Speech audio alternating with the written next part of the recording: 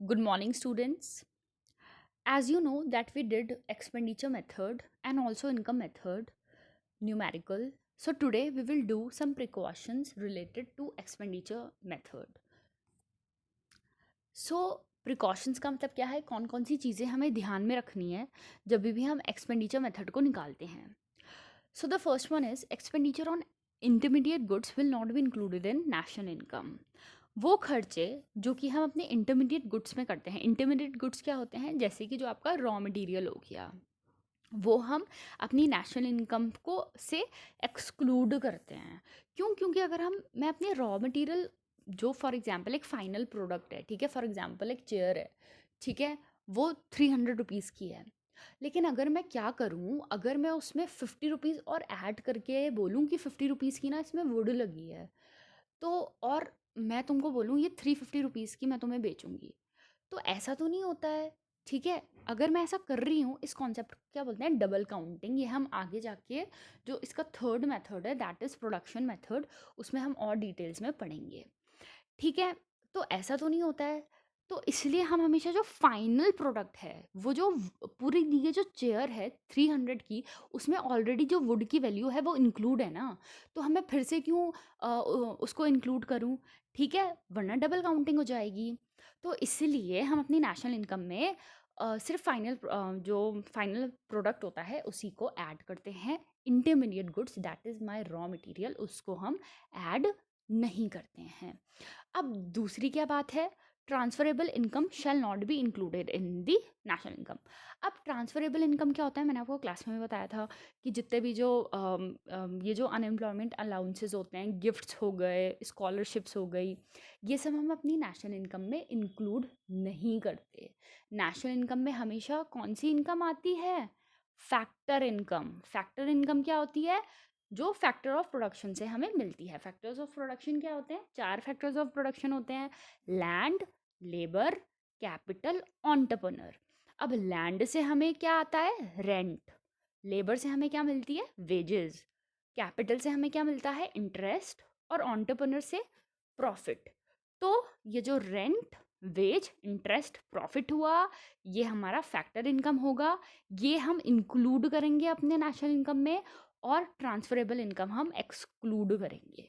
Okay, now the third one is purchase of second hand goods shall not be included in national income, rather value addition and brokerage shall be included. ठीक है, अब जो second hand का जो price होता है, ठीक है, वो हम नहीं इंक्लूड करते नेशनल इनकम में, लेकिन जो उसकी वैल्यू ऐड हो रही है ना, उसको हम इंक्लूड करते हैं. जैसे कि मैं एक रिंग खरीदती हूँ जो कि 50,000 की है. ठीक है, मैंने आज वो रिंग खरीदी, अब मैं किसी को बेच रही हूँ 60,000 में. ठीक है, तो अब अब अब नेशनल इनकम में दिखाऊंगी तो 50 + 60 कितना हो जाएगा, 1,10,000. लेकिन उस रिंग की वैल्यू इतनी तो है नहीं, उस रिंग की वैल्यू तो 60,000 थी, 1,10,000 तो नहीं है. तो वो क्यों आ रहा है, क्यों? क्योंकि मैंने फिर से ऐड कर दी सेकेंड हैंड का वो जो गुड थी उसकी वैल्यू. तो इसलिए ये लोग क्या बोलते हैं कि इससे अच्छा ये है कि जितनी वैल्यू ऐड हुई है आप उसको ऐड करो नेशनल इनकम में, जो कि 10,000 है. ठीक है, ओरिजिनल वैल्यू कितनी थी रिंग की, जब मैंने खरीदी थी वो 50,000 थी, मैंने दूसरे को बेची 60,000 में, तो 60 - 50,000. अब ये जो 10,000 है, हम इसको इंक्लूड करेंगे नेशनल इनकम में, जो वैल्यू ऐड हुई है.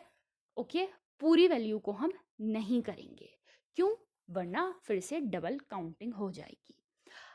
और हाँ, ये जो ब्रोकरेज का जो कमीशन होता है ये हम इंक्लूड करते हैं. ठीक है, अब फोर्थ वाला क्या है, अब जितने भी ये जो शेयर्स, ये जो डिबेंचर, ये जितनी भी जो चीज़ें होती है, ये हम नहीं इंक्लूड करते हैं नेशनल इनकम में. क्यों? क्योंकि ये जो शेयर का ये जो एक तरह से ये जो प्राइस होता है, वो एक तरह से फेक करेंसी है, स्पेक्यूलेटिव इनकम है ना ये. फॉर एग्जांपल आज एक शेयर 10 रुपये का है, कल वो 100 रुपये का हो जाएगा, फिर फिर एक टाइम बाद वो 10,000 का हो जाएगा. ठीक है, तो ये फ्लक्चुएट करता रहता है. तो इसलिए हम नेशनल इनकम में इस चीज़ को नहीं ऐड करते, क्योंकि हमारी नेशनल इनकम ही फ्लक्चुएट कर देगी. हम ऐसी इनकम को कभी भी इंक्लूड नहीं करते हैं नेशनल इनकम में. और जो फिफ्थ वाला है, expenditure on on account production, like production of self consumption, imputed जो हमारी कॉस्ट होती है, ये मैंने आपको क्लास में भी कई बार बताया है। इम्प्यूटेड कॉस्ट का मतलब क्या होता है? इम्प्यूटेड का मतलब क्या होता है? एस्टिमेटेड। ठीक है, कोई भी चीज़ जो हम एस्टिमेट कर रहे हैं, फॉर एग्जाम्पल जैसे कि मैंने आपको बताया था मैं अपने घर में रहती हूँ, ठीक है। अगर मैं अपने घर में रह रही हूँ और अगर ये जो घर है उसका जो रेंट आता, ठीक है, मैं रेंट तो नहीं दे रही हूँ, तो ये जो रेंट उससे मुझे मिलता मैं उसको इंक्लूड करूँगी, ठीक है, मैं उसको इंक्लूड करूँगी, क्योंकि हम ये मान के चलते हैं कि ये जितनी भी ये जो चीज़ें हैं वो हम एक तरह से सेल्फ कंज्यूम कर रहे हैं, तो हम उसको इंक्लूड करते हैं। Okay, so I hope that you understand this concept clearly.